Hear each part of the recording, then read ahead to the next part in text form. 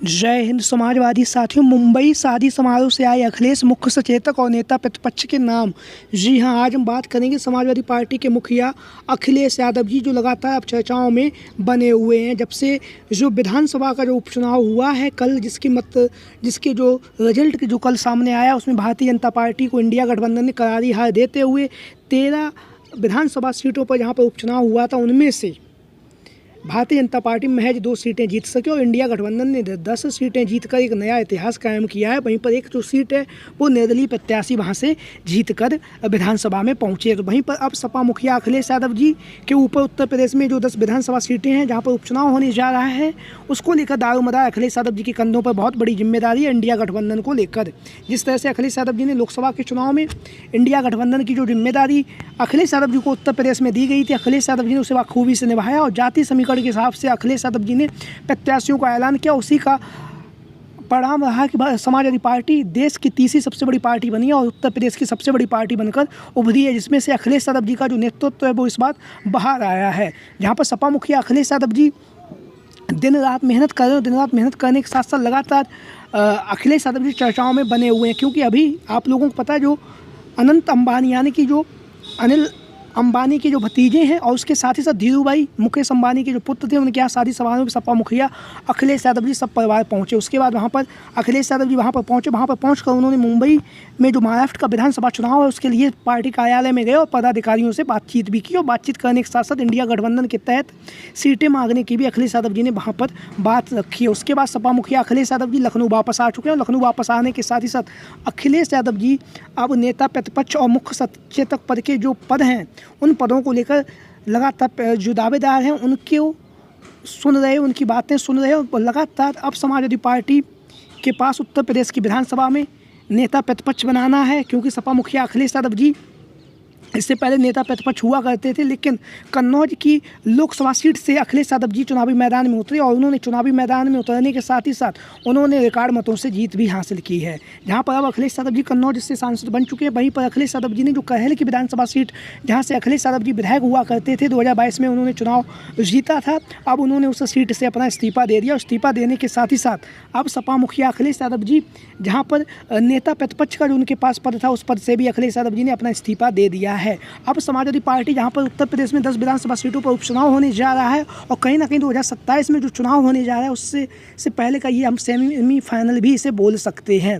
तो लगातार अखिलेश यादव जी बहुत ही मजबूती के साथ लगातार पार्टी कार्यालय में बैठकें कर रहे हैं। बैठकें करने के साथ साथ लगातार पार्टी के नेता कार्यकर्ता सबसे मुलाकात कर रहे हैं। मुलाकात करने के साथ ही साथ लगातार जो पार्टी में जो दावेदार हैं उनकी बातों को सुन रहे हैं और बातों को सुनने के साथ ही साथ, क्योंकि जैसा कि आप लोगों को पता है अखिलेश यादव जी अपनी तरह जो सरकार को घेर सके ऐसा ही नेता प्रतिपक्ष चाहते हैं, क्योंकि अखिलेश यादव जी ने 2022 से लेकर अभी तक जिस तरह से उत्तर प्रदेश की विधानसभा में भारतीय जनता पार्टी को उत्तर प्रदेश में घेरा है और उत्तर प्रदेश में घेरने के साथ साथ विभिन्न मुद्दों पर अखिलेश यादव जी सरकार को बखियाँ भी उधेड़ते हुए दिखाई दिया, जहाँ पर उन्होंने भाषण में भारतीय जनता पार्टी के जो विकास कार्य हैं उनको पोल भी खोली है। तो कहीं ना कहीं अब सपा मुखिया अखिलेश यादव जी विधानसभा में नेता प्रतिपक्ष के रूप में अपने ही जैसा एक कर्मठ वरिष्ठ नेता को ढूंढना चाहते हैं। ऐसे में जो विधानसभा में नेता प्रतिपक्ष के रूप में जो सबसे पहला जो नाम चल रहा है, जिसको लेकर लगातार समाजवादी पार्टी के नेता कार्यकर्ता भी मांग कर रहे हैं, वो है शिवपाल सिंह यादव जी। शिवपाल सिंह यादव जी, जैसा कि आप लोगों को पता है, अखिलेश यादव जी के चाचा हैं और अखिलेश यादव जी के चाचा होने के साथ ही साथ लगातार जो सक्रिय राजनीति है उस राजनीति में काफ़ी ज़्यादा सक्रिय हैं। सक्रियता के साथ शिवपाल सिंह यादव जी उत्तर प्रदेश में समाजवादी पार्टी की तरफ से अब इकलौते विधायक बचे हुए हैं जो सपा के परिवार से संबंधित हैं। इससे पहले सपा मुखिया अखिलेश यादव जी भी विधायक हुआ करते थे, लेकिन वह अब सांसद बन चुके हैं। वहीं पर शिवपाल सिंह यादव जी के ऊपर उत्तर प्रदेश की जहाँ पर बहुत ही ज़्यादा जिम्मेदारी है और जिम्मेदारी होने के साथ ही साथ जो नेता प्रतिपक्ष का जो पद है, लगातार समाजवादी पार्टी में जो नेता हैं कार्यकर्ता वो मांग कर रहे हैं कि शिवपाल सिंह यादव जी को नेता प्रतिपक्ष बनाया जाए, क्योंकि शिवपाल सिंह यादव जी वरिष्ठ नेता हैं और वरिष्ठ नेता होने के साथ साथ लगातार उन्हें राजनीतिक अनुभव भी है और कई वर्षों से वह समाजवादी पार्टी में सक्रिय रूप से राजनीति भी कर रहे हैं। जब से वह समाजवादी पार्टी में आए, समाजवादी पार्टी लगातार ऊपर उठ रही है। ऊपर उठने के साथ ही साथ लगातार सफलता के नए आयाम छू रही है। तो लगातार जनता के द्वारा शिवपाल सिंह यादव जी को नेता प्रतिपक्ष बनाए जाने की मांग काफ़ी तेज़ी के साथ चल रही है और वहीं पर जो समाजवादी पार्टी के जो नेता और कार्यकर्ता हैं वो भी लगातार शिवपाल सिंह यादव जी को नेता प्रतिपक्ष बनाए जाने की जो बात है सपा मुखिया अखिलेश यादव जी से कह भी रहे हैं। उसके साथ ही साथ नेता प्रतिपक्ष का ही पद के लिए एक जो अन्य नाम चर्चाओं में बना हुआ है वो है डॉक्टर रागिनी सोनकर जी।